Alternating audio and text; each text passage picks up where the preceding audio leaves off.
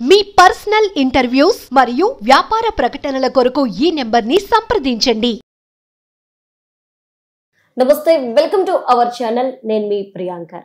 Breast cancer అసలు ఆడవాళ్ళలో ఎందుకు వస్తుంది? బ్రెస్ట్ క్యాన్సర్ వస్తే తొలగించాలి అనేసి మనం వింటూ ఉంటున్నాం.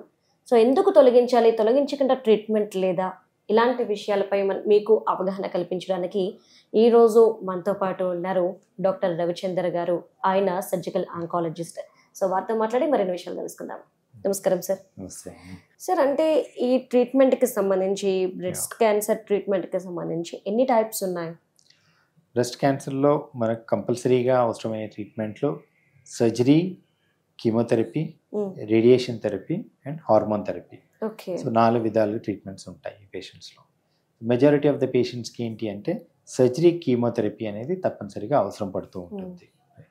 ఎక్సెప్ట్ వెరీ ఎర్లీ కేసెస్లో తప్పించేసి మిగతా పేషెంట్స్కి మెజారిటీ కీమోథెరపీ కూడా అవసరం పడుతుంది. రేడియేషన్ థెరపీ అనేది డిసీజ్ స్టేజ్ని బట్టి ఏ పేషెంట్స్కి అవసరమో వాళ్ళల్లో రేడియేషన్ థెరపీ చేయడం జరుగుతుంది. అంటే రేడియేషన్ థెరపీ అంటే ఎట్లా చేస్తారు? రైట్. రేడియేషన్ థెరపీ అనేది ఏంటి అంటే మనకు ఎక్స్రేస్ ద్వారా చేసేటువంటి ట్రీట్మెంట్. రేస్ ద్వారా చేసేది. రైట్. సో రేడియేషన్ థెరపీ అంటే ఎట్లా ఉంటుందంటే మనం రెగ్యులర్గా ఎప్పుడైనా కూడా సిటీ స్కాన్ కానీ ఇట్లాంటివి చేయించుకొని ఉంటాము, లేదు అంటే ఎక్స్రేలు దిగి ఉంటాము. అప్పుడు ఏం చేస్తాము మనము, we stand or CT scan చేసినప్పుడు అయితే ఒక ఎగ్జామినేషన్ టేబుల్ మీద పడుకోబెడతారు అండ్ ద మెషిన్ నుంచి మీకు మీ all round it will go round and ఆ టైంలో పిక్చర్స్ తీసుకుంటాం. సో దాంట్లో యూజ్ చేసేవంటి సేమ్ ఎక్స్రేసే యూజ్ చేస్తారు. బట్ మనకు ఒక సిటీ స్కాన్ చేసినట్టయితే ఫుల్ డోసు అన్ని కాంట్రాస్ట్ ఇచ్చి చేసినట్టయితే కూడా 20-30 సెంటీగ్రేడ్ కంటే ఎక్కువగా వెళ్ళదు రేడియేషన్. సో రేడియేషన్ థెరపీ ఇచ్చినప్పుడు ఏంటి అంటే ఎవ్రీ డే రఫ్లీ 200 సెంటీగ్రేడ్ డోస్ తోటి మీకు కంటిన్యూస్గా ఇస్తారు, అరౌండ్ 5 వీక్స్ ఇస్తారు. సో ఇచ్చేసరికి ఏంటంటే సేమ్ ఎక్స్రేస్ ద్వారానే ట్రీట్మెంట్ జరుగుతుంది, బట్ మీకు ఆ డోస్ అనేది చాలా ఎక్కువగా ఉంటుంది అనమాట. సో పేషెంట్కి అది జరుగుతున్నప్పుడు ఏమీ తెలియదు, ఇది జరుగుతుంది అనే విషయం కూడా తెలియదు. అంటే పర్టికులర్లీ రేడియేషన్ విషయంలో చాలా మందికి అపోహ ఏంటంటే ప్రీవియస్లీ ఇది కరెంట్ ట్రీట్మెంట్ అనేవాళ్ళు. కరెంట్ ట్రీట్మెంట్ అనగానే అదేదో కరెంట్ ట్రీట్మెంట్ ఇస్తారట అని చాలా మంది భయపడేవాళ్ళు. ఇది అటువంటిది కానే కాదు. సో పేషెంట్కి కరెంట్కి సంబంధమే లేదు. సో పేషెంట్కి తనకి ట్రీట్మెంట్ జరుగుతున్నట్టుగా కూడా తెలీదు. సో పేషెంట్ కౌచ్ మీద పడుకొని ఉండగా పైనుంచి రేస్ వస్తాయి. సో ఆ రేస్ కూడా మనకు కనిపించవు కాబట్టి పేషెంట్ ట్రీట్మెంట్ జరుగుతున్నట్టుగా కూడా తెలియదు అనమాట. సో చాలా సింపుల్ గా, చాలా ఈజీ ప్రాసెస్ లో, అంటే ఒకప్పుడు చూస్తే కనుక డిఫరెంట్ ఉండేది. సార్, అంటే ఇప్పుడు లోపల అంటే ఏదైతే క్యాన్సర్ గడ్డ ఉంటుందో అది మారడం లాంటిది జరుగుద్దా? అంటే రేడియేషన్ అంటే రేస్ ద్వారా ఏం చేస్తుంది అంటే ఆ క్యాన్సర్ కణాలని చంపేస్తుంది అది. రైట్. సో ఇది మనకేంటి, కాకపోతే ఏంటి అంటే ఓన్లీ ఆ గడ్డ వరకే వేయడము అనేది అనుకుంటే కొంత పార్ట్ ఆల్ సరౌండింగ్ టిష్యూని కూడా ఇన్వాల్వ్ చేసుకొని దాని వరకు రేడియేషన్ ఇవ్వాల్సి ఉంటుంది. సో దాని కారణంగా కొంత సైడ్ ఎఫెక్ట్స్ వస్తాయి. అంటే మన రేడియేషన్ అనేది ఒకదాన్ని టార్గెట్ చేస్తూ వెళ్ళినప్పుడు దాని దగ్గర రీచ్ అయ్యే క్రమంలో చుట్టుపక్కల కొన్నిటికి కొంత రేడియేషన్ వెళ్తుంది కాబట్టి దాని నుంచి కొంత సైడ్ ఎఫెక్ట్స్ వస్తాయి మనకు అనమాట. సో ఇది రేడియేషన్ ఇచ్చినప్పుడు ఆ సెల్స్ ఏవైతే చనిపోతాయో, చనిపోయిన సెల్స్ని స్లోగా బాడీ క్లియర్ చేస్తూ వెళ్తూ ఉంటుంది.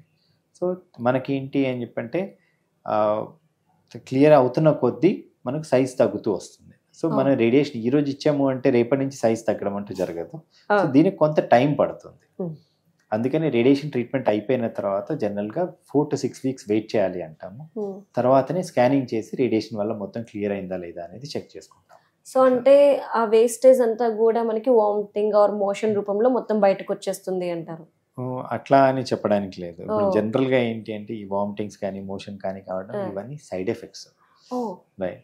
But as a tumour dead cells ఏవైతే ఉంటాయో అది మన బాడీ క్లియర్ చేస్తూ ఉంటుంది. బాడీలో మైక్రోఫేజెస్ అంటారు అండ్ వైట్ బ్లడ్ సెల్స్ ఉంటాయి కదా, ఇవి క్లియర్ చేస్తూ వెళ్ళిపోతాయి మనకు.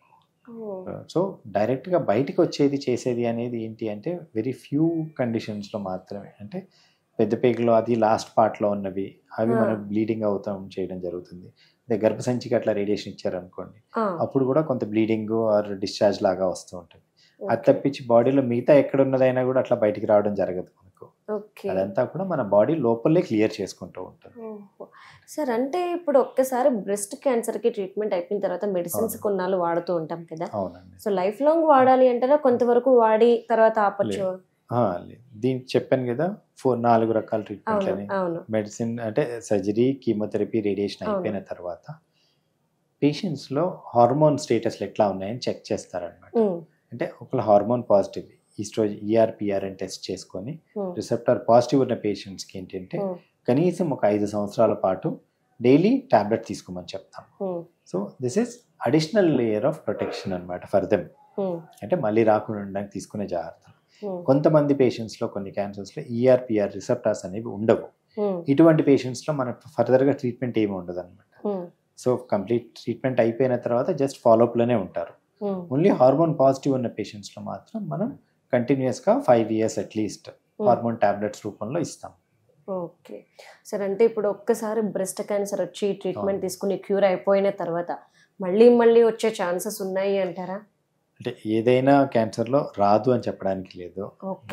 అందుకనే మన ఏ స్టేజ్ 1 క్యాన్సర్ కూడా 100% క్యూర్ అవుతుందని చెప్పలేము. So majority of the times what we say is cure rates even stage 1 we say it is 98 to 99%. అంటే ఇంత చిన్న గడ్డ కూడా మన బాడీలో వేరే దగ్గరికి స్ప్రెడ్ అయి ఉండే ఛాన్స్ ఉంటుంది. సో మనకు ఇప్పుడు పేషెంట్స్ క్యాన్సర్ ట్రీట్మెంట్ అయిపోయిన తర్వాత కొత్తగా వేరేది రావడం కంటే కూడా ఈ ట్రీట్మెంట్ జరగక ముందు ఏవైతే సెల్స్ మిగతా బాడీలోకి స్ప్రెడ్ అయి ఉన్నాయో అవి పెరిగి బయటపడడానికి కొంత టైం పడుతుంది. రైట్. సో ఆ టైం పీరియడే మనకు మేజర్గా ఉండే రిస్క్ ఫ్యాక్టర్. సో అందుకనే అందరు క్యాన్సర్ పేషెంట్లని కూడా సర్జరీ అయిన తర్వాత 3 to 5 years of regular follow up చెప్తాం. ఎందుకంటే ఇవి క్యాన్సర్ కణాలు ఎక్కడైనా ఉండుంటే అంటే బిఫోర్ ద ట్రీట్మెంట్ ఆల్రెడీ వెళ్ళిపోయి ఎక్కడైనా ఉంటే అవి పెరిగి మనకు కనిపించడానికి majority of the times what we say రఫ్లీ 90% ఆఫ్ ది పేషెంట్స్కి రికరెన్స్ వచ్చేది ఉంటే అటువంటివి ఉన్నట్టయితే ఫస్ట్ ఇయర్లోనే తెలిసిపోతాయి. అండ్ బై సెకండ్ ఇయర్ రఫ్లీ 99% అంటాం. ఇంకా థర్డ్ ఇయర్లో 99.99% పేషెంట్స్ కల్లా తెలిసిపోతుంది వచ్చేది. అది దాటిన తర్వాత చాలా రేర్గా ఎవరికో ఒకరికి వస్తే రావచ్చు. కానీ అందుకని చెప్పి general follow up for all patients ఇది అరౌండ్ 5 years చెప్తాం అనమాట. ఓకే, అంటే వన్స్ బ్రెస్ట్ క్యాన్సర్ వచ్చిందంటే మళ్ళీ బ్రెస్ట్ క్యాన్సర్ రావాలన్న రూల్ లేదు, ఎక్కడైనా బాడీలో రావచ్చు. అంటే స్ప్రెడ్ ఎక్కడైనా జరిగి ఉంటే కనుక వేరే దగ్గర ఎక్కడైనా రావచ్చు. అంటే లివర్లో, లంగ్లో, బోన్లో, సో ఎక్కడైనా రావచ్చు మనకు అది. సో అందుకనే ఫాలోఅప్ పెట్టినప్పుడు ఇవన్నీ కూడా చెక్ చేస్తూ ఉంటాం. ఓకే, ఆడవాళ్ళు ఎక్కువగా బ్రెస్ట్ క్యాన్సర్ బారిన పడకుండా ఉండాలంటే మీరు ఇచ్చే చిన్నపాటి టిప్స్ ఏంటి, రెగ్యులర్గా మేము చేయాల్సినవి? సో బ్రెస్ట్ క్యాన్సర్ బారిన పడకుండా తగ్గించుకోవాలి అనుకున్నప్పుడు ఏంటి అని చెప్పంటే first and foremost is life style modification. Right. అంటే మోడరేట్ ఎక్సర్సైజ్ 3 to 4 hours అంటే 3 to 4 times a week that helps along. Fat అంటే హై ఫ్యాట్ డైట్ అంటే మనం తినే బర్గర్లు అట్లాంటివి వీలున్నంత వరకు తగ్గించుకోవడం ఒకటి. Right. And take more of antioxidants అంటాం. అంటే వైటమిన్ A, C, E ఇది ఉండే ఫ్రూట్స్ అనమాట మేజర్గా. ఈ ఫ్రూట్స్ని as a part of your diet inculcate చేసుకోవాలి. సో ఇది మేజర్గా. ఆల్కహాల్ లిమిట్ చేసుకోవాలి అని చెప్తాం అందరికీ కూడా. Very in moderation is okay, but alcohol రెగ్యులర్గా అనుకుంటే తగ్గించేయడం ఒకటి. రైట్. అండ్ ఇవి కాకుండా the other things where possible thing we tell them if you can అంటే plan your family before 30 years of age. That also is a protective factor అది. Right. So the longer you delay it the higher the risk of getting a cancer. ఇప్పుడు ఆడవాళ్ళు చాలా మంది smoke చేస్తున్నారు. So smoke వల్ల వీళ్ళు face చేసే problems ఏంటి ఎక్కువ? స్మోకింగ్ అనేది it can cause cancer anywhere in the body.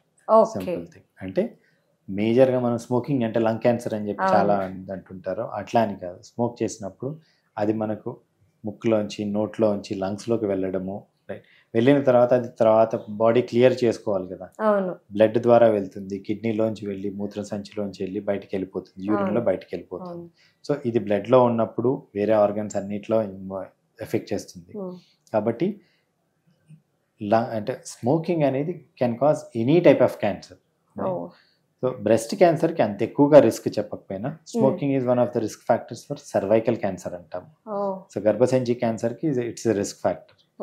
Other than that అనుకుంటే same thing oral cancer, mouth క్యాన్సర్స్కి smoking is a cause. And then you go to throat cancer, lung cancer, bladder మూత్రం సంచి cancer, pancreatic cancer, stomach cancer, ఇట్లా almost every organ in the body it can cause cancer. అది right. That is apart from medical problems. అంటే ఏంటి, రక్తనాళాలు మూసుకుపోవడము, దానివల్ల heart అటాక్లు రావడము, సో హార్ట్ మీద ఎఫెక్ట్ పడడము, అండ్ కాళ్ళ చేతులకి రక్త ప్రసరణ తగ్గిపోవడము, దానివల్ల తిమ్మెర్లు, వీక్నెస్లు రావడము, సో ఇవన్నీ కూడా మనకు స్మోకింగ్ వల్ల వచ్చేవి. So whenever we council the patients, so alcohol, occasional alcohol is okay అంటాము, బట్ స్మోకింగ్ మాత్రం అబ్సల్యూట్లీ నో అని చెప్పి. So it's not like decrease the smoking kaadu, stop smoking only. There's no way you can smoke and you can say I'm healthy, I'll be okay with this amount of cigarettes anedi kaadu. If anybody asks, the only advice we give is stop smoking. Okay, right. Thank you so much sir, chala chakkaga chepparu. Right, thank you.